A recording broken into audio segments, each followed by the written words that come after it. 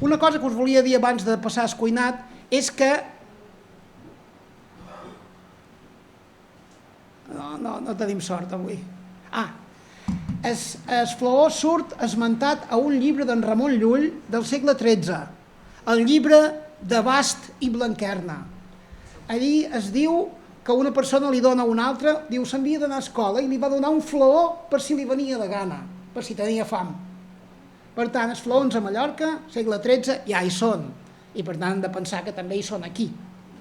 El flaó n'hi havia per molts de llocs de parla catalana, a la Garrotxa, a Menorca, moltes bandes. El que passa és que el flaó ha anat desapareguent i en alguns llocs, com és el cas de Morella, els fan en forma d'empanada. Això és un flaó, a Morella. Té es de formatge, però el formatge està dins. O sigui, és un flaó tapat, però se li diu flaó. I en Joan Solà deia també que hi havia flaons per la Garrotxa, o sigui, per la part de cap al Pirineu. I a altres bandes, era un producte, en fi, molt conegut. De la Setmana Santa tenim també el cuinat de Setmana Santa, fet amb un element tòxic, que són les guixes. Les guijas, també ho he vist en algun document del segle XIX. En el segle XIX, l'any 1840, es feien més guixes que ciurons, però el doble o el triple. Aquest era menjar de pobres absolutament, amb molt poqueta capacitat nutritiva, molt flaquets. A jo no m'agradava massa, és un plat que pràcticament ha desaparegut, hi ha molt poca gent que en faci, i en comptes de posar-hi verdura, allò que es deia verdura, van i hi posen bleda, o han canviat alguns elements. Jo crec que hauríem de recuperar aquests plats. En fi, no tot són llagostes amb ous frits. Bé, l'altra cosa que us volia contar és el vi. El vi existia en època musulmana, però quan entren els cristians, entren els catalans, el vi es normalitza i comença a haver-hi plantacions de vi, de vinya i producció de vi. Un de les primeres vinyes que surten en els documents sobre Formentera són els del monestir de la Mola. A l'any 1246 ja s'esmenta que es donen unes vinyes a la Mola en els frares de Sant Agustí. Abans inclús de fer-se el monestir, ja hi havia els frares, se'ls hi donen vinyes. Això vol dir que el monestir, que es va fer l'any 1257, era poderosíssim. No només tenia terres, no només a la Mola, sinó a la part baixa de Formentera també, tenia pagesos treballant per ells i pagant, i tenia ramats d'ovelles que es duen a pasturar pel camí de la pujada cap al Pou d'Esberro. I el monestir no tenia que pagar res del que cobrava.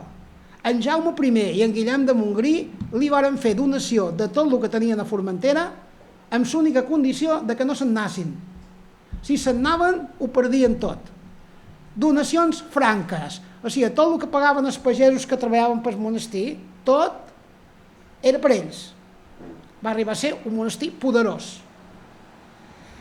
Sobre època medieval, jo crec que és més o menys això que volia explicar. Una altra cosa típica també de la Setmana Santa eren els guisats d'ous, un plat molt bo que jo crec que, jo no sé, a casa l'hem deixat de fer i no sé si se'n fa. En feix. Bé, mantenir la tradició, això està bé. Bueno, què passa quan Formentera es queda despoblada? Recordeu que la pesta negra despobla Formentera, no mos respecta massa. Bé, ja està aquí està bé. Formentera es queda despoblada per la pesta negra i queden 300 anys de despoblament total o parcial, és igual. Hi havia gent a Formentera en el segle XV, XVI i XVII? Resposta, sí. Pastors que venien d'Eivissa a guardar cabres, vigilants contra el perill corsari. Sí que hi havia gent que s'havia hagut d'anar i que seguia venint d'Eivissa a Formentera perquè hi tenia terres. Per tant, no podem parlar d'un abandonament total de Formentera, però sí que són 300 anys que no hi ha població que estigui tot l'any visquent aquí. Quan els eivissencs varen veure que Formentera estava despoblada, es preocuparen de dues coses. La primera, de dos o més, posar vigilants. Vigilants a la mola, vigilants cap al cap de Barberia i fer senyals de foc i fum segons si venien perill. I l'altra era portar en barquetes bestiar i pastors. Es va convertir Formentera en un lloc on hi havia bestiar perquè Eivissa pogués treure la carn que necessitava i pogués també inclús formatges, perquè es formatjava a Formentera quan Formentera estava despoblada. Els pastors formatjaven també. Això està claríssim. Això ho han fet els eivissencs tota la vida. Vos penseu que això de les cabres d'Esvedrà no era la mateixa pràctica? Portar bestiar a les illes petites a pasturar.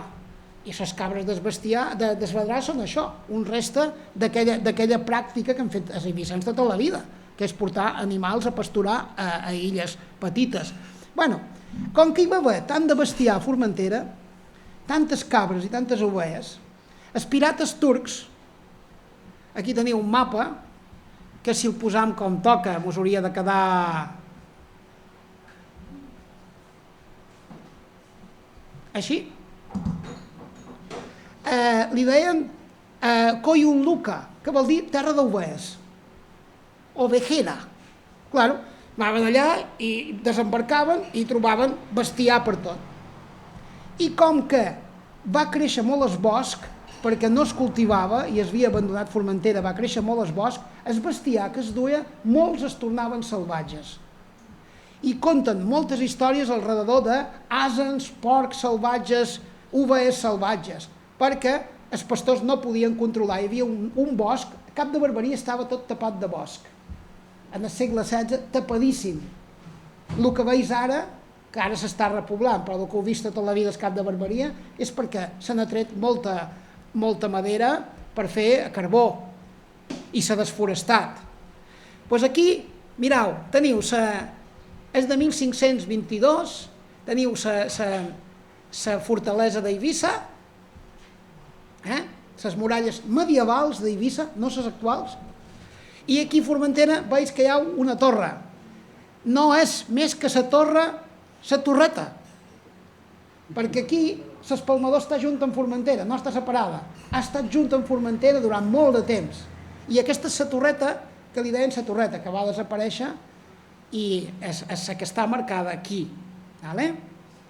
Per tant, durant els segles XV, XVI, XVII, trobam això, una quantitat de bestiar molt grossa.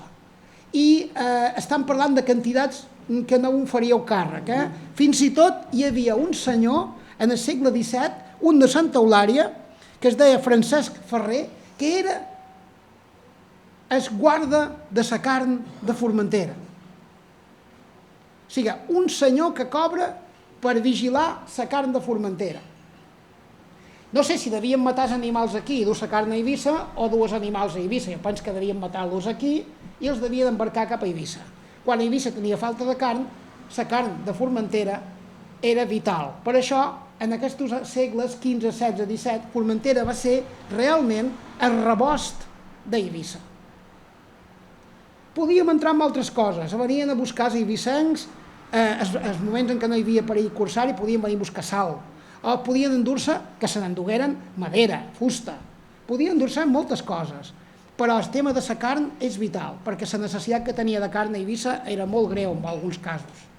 I sabem també que se'n feien pells, es treballava la pell, i també hi havia un cert comerç de pell d'aquestos que tenien les cabres i ovelles a Formentera. I es formatjava. Això ho sabem cert i segur. Per no avorrir-vos més i evitar suïcidis en massa, sabeu que és important anar passant, i anem al segle XVIII. Del segle XVIII crec que no tinc...